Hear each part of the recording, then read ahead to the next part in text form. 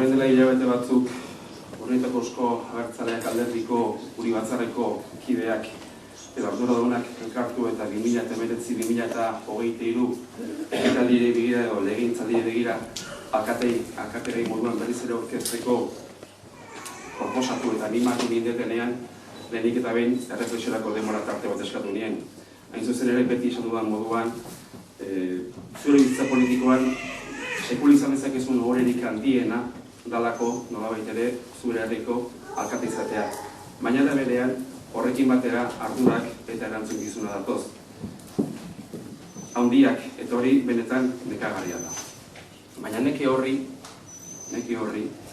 Urnietaren onurara bideratutako hartutako konpromisoen bete beharra edo betetze beharra gailendu egin da. Urnietako udalean lan asko egin diren 4 urte izan direla uste dut.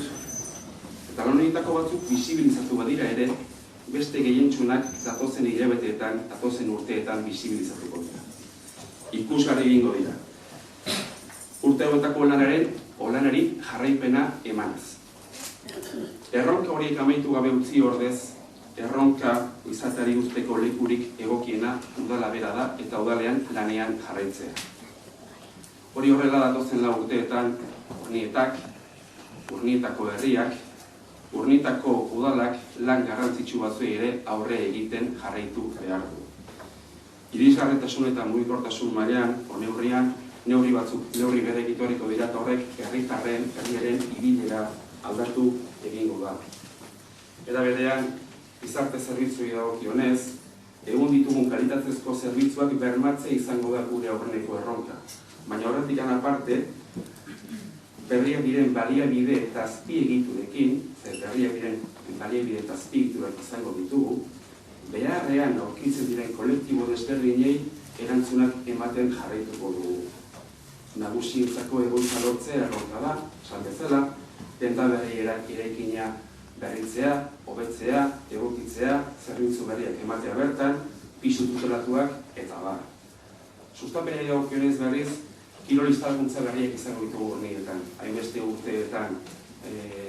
urte pasa eta gero, aurreko legegintzaldian izandako inbertsio estrategikoen parte hartze prozesu baten ondoren, kiroldegi berri bat jadanikan errealitate izango da, zerbitzu eta aukera aniztasuna eskainiko diguna eta gaur egun ematen ditugun baliabideen erabilpen koherentziago bat izatea aukera emango diguna.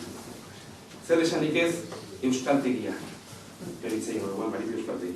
Euskaltegiaren behar berri erantzuteko eta zorionez behar berri errauzkagu kokapen berri bat eman behar zaio, egokiagoa, gela gehiagorekin eta Urnietan euskara ikasteko aukera duten guztiei kokapen berri horrekin bermatu horretuko da beraien asmo hori.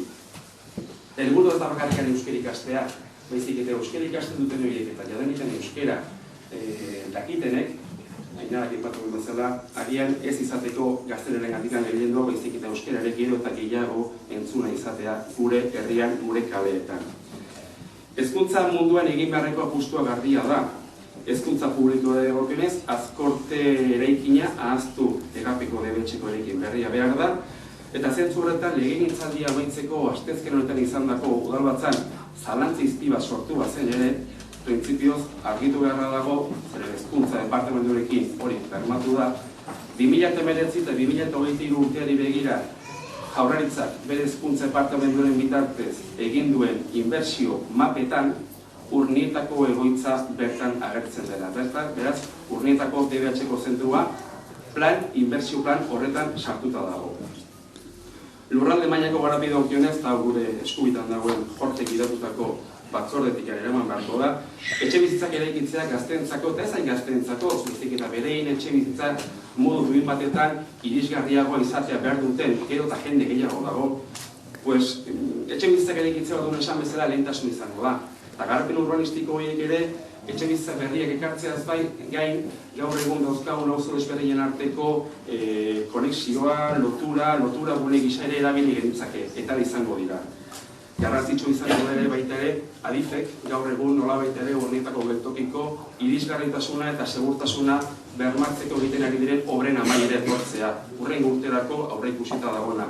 Edo eta Añarberekin lotu dugun hitzarmena, Non horri esker, ez baizkarrikan herrigunea baizik eta landagunean ere, baserrietan bizi diren herritarrek ere, ainarbeku edateko aukera izango duten. Edota, noski, Estaligarreko parkea. Hainbeste ez joateko ez garberara eta ez hurbilera, baizik eta gaztek ere ben, estalitako gune bat, gazteek, gurasoek, edo nahi dutenek ere, aukera hori izan dezaten. Ikusten denez, lan ugari, lan handia. Udalak erronka ugari izango ditu. Eta hori, gaurtikan aurrera, hautetsi kargua hartzen dugunok dagokigu hori betetzea. Lanean, hasieratik egin behar diogu. Zorionak eta eskerrik asko hautetsi guztiei. Bai jarraitzen duzuten nahi eta baita ere hautetsi berria zareten hori. Ardura berria dutiko hartzen duzuten konpromisoaren gatikan. Zeren egia esan da, konpromisoa da, ardura da gaur egon, eta eskertzekoa, edozein alderdiko izan ere, jendea horren diken ere, ilusioz eta gogoz egotea, zure herriaren, zure herritaren alde lan egiteko. Eusko Abertzaleak talderi izenean aurkezten nahi zalkate gai, baina nabarmendu nahi nuke, beti izan duen bezala, guk talde izaera nabarmendu nahi dugula. Talde izate hori eta taldean daukagula guk indarra. Taldean egiten dugu lana, ardurak banatu egiten ditugu, eta horregatik nola bete talde berritua aurkezten du ere, aurpegi berri dauzkagu, bai oraineko lanak, etorkizunak lanak bermatuta dauzkagulako talde berri honekin. Eta besterik ez momentuz, eskerrik asko guztien. Eskerrik asko.